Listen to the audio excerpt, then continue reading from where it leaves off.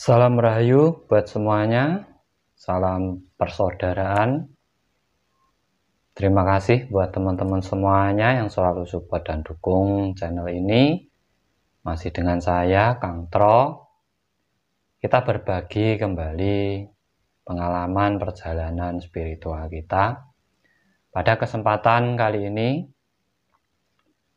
saya ingin membahas, mungkin banyak dari teman-teman semuanya ada yang mengalami keterpurukan hidup, di mana kita harus menjalani titik terendah dalam hidup kita,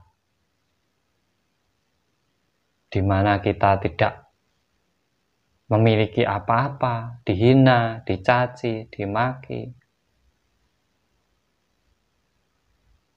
serba kekurangan, bahkan min dalam hidup kita. Pastinya teman-teman ada yang pernah mengalami hal tersebut. Nah, di sini kita akan membahas cara menghadapi di saat kita mengalami keterpurukan hidup. Di saat kita berada di titik terendah,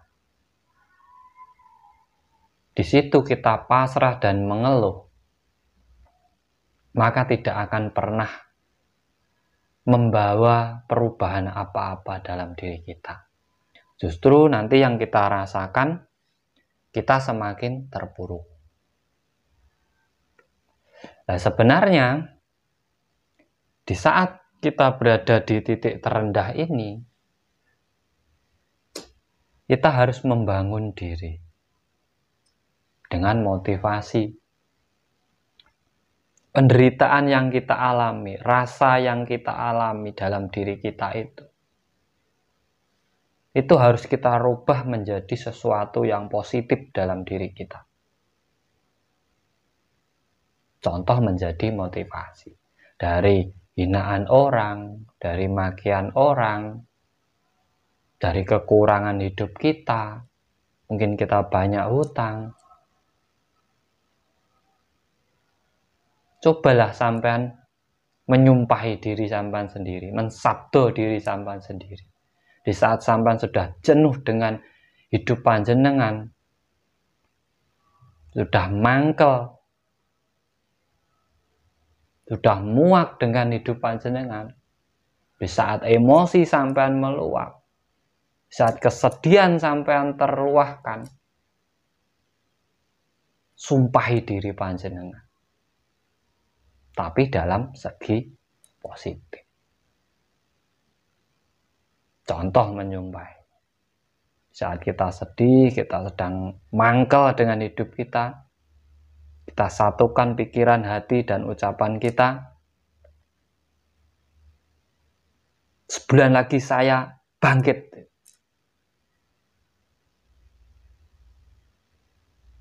Itu bisa menjadi program dalam diri kita. Terkadang itu menjadi sebuah energi yang luar biasa untuk merubah nasib kita. Karena sebenarnya yang terpuruk, yang kita rasakan ini adalah sebuah nasib, bukan kodrat dari Tuhan. Bukan takdir, ini nasib. Seburuk apapun,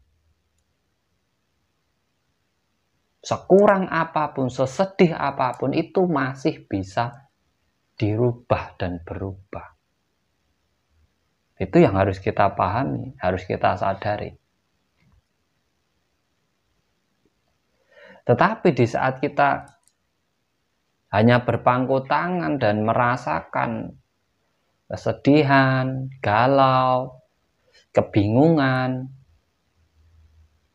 lari ke sana ke sini, kita tidak akan pernah menemukan apa-apa. Diam, luahkan emosi sampean, luahkan kesedihan sampean, satukan rasa dan pikiran sampean, ucapkan sesuatu untuk diri sampean sendiri. Bisa menjadi sabdo sampean, bisa menjadi nasihat atau motivasi untuk diri sampean sendiri. Di situ penanaman program otak 99% bisa berhasil. Karena apa? Menyatunya antara rasa, pikiran, dan ucapan kita. Ini yang disebut sebenarnya sabdo dadi itu di sini. Sabdo sejati itu di sini. Agar apa? Sampai bisa berubah, bisa bangkit secara perlahan-lahan, bisa memotivasi diri panjenengan sendiri.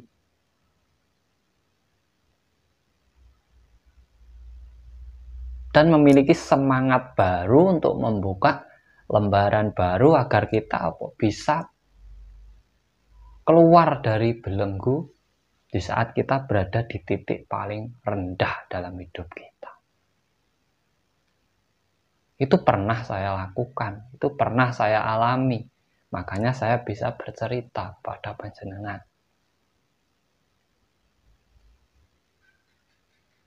Karena di saat kita bercerita sebenarnya harus kita sudah mengalaminya.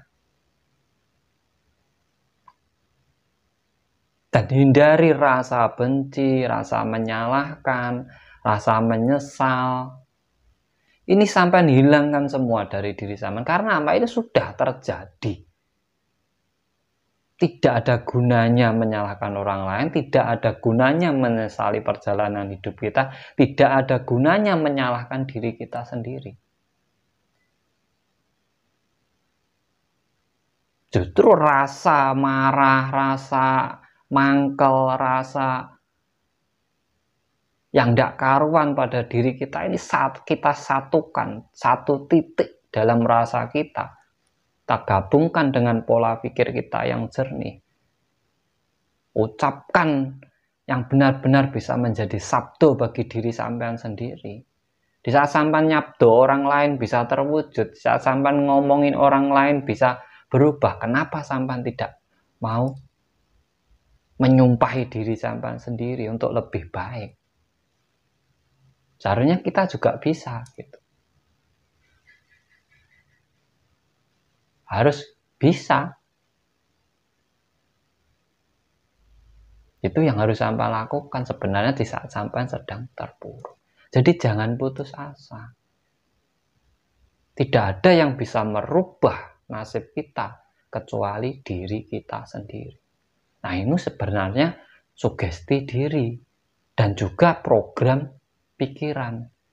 Karena di saat kita terpuruk, kita semakin mengeluh, maka semakin kita rasakan semakin terpuruk. Kita harus sekuat tenaga, walaupun dengan rasa marah atau apapun, pokoknya berusaha bangkit. Dan sugesti diri sampean kembali, program pikiran sampean kembali. Karena sebenarnya sampai tahu sebab dari sampean seperti itu sampean sebenarnya sudah tahu. Karena apa yang terjadi dalam diri kita ini sebenarnya adalah ulah kita sendiri.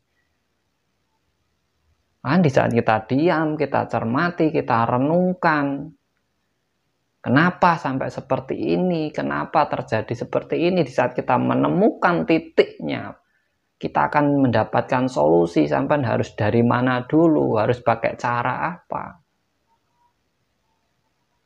Dan sugesti diri sampean sendiri. Tanamkan program dalam diri sampean sendiri. Setelah itu sampean berusaha semampu panjenengan. Itu akan menjadi salah satu cara yang ampuh yang dulu pernah saya alami juga. Tetapi di saat kita hanya meratapi, kita harus sadar juga, yang susah di dunia ini bukan kita sendiri, banyak temennya. Kita harus melihat ke bawah, jangan melihat ke atas di saat kita berada di titik paling rendah. Kita lihat yang masih ada di bawah kita. Nah, itu menjadi motivasi kita, sehingga kita bisa bangkit kembali. Dengan menyumpahi diri, karena sabdo itu apabila ke orang lain bisa terwujud, kenapa ke diri kita tidak bisa terwujud? Di saat kita marah, di saat kita mangkel, di saat kita sedih dengan diri kita sendiri, daripada kita mengatai orang lain, lebih baik kita kembalikan mengatai diri kita sendiri untuk ke arah yang lebih baik.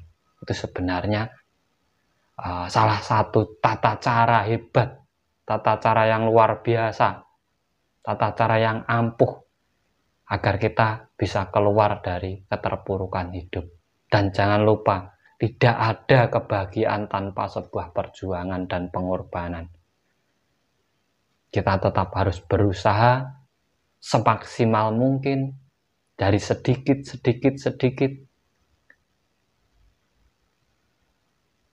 Yang penting lakukan.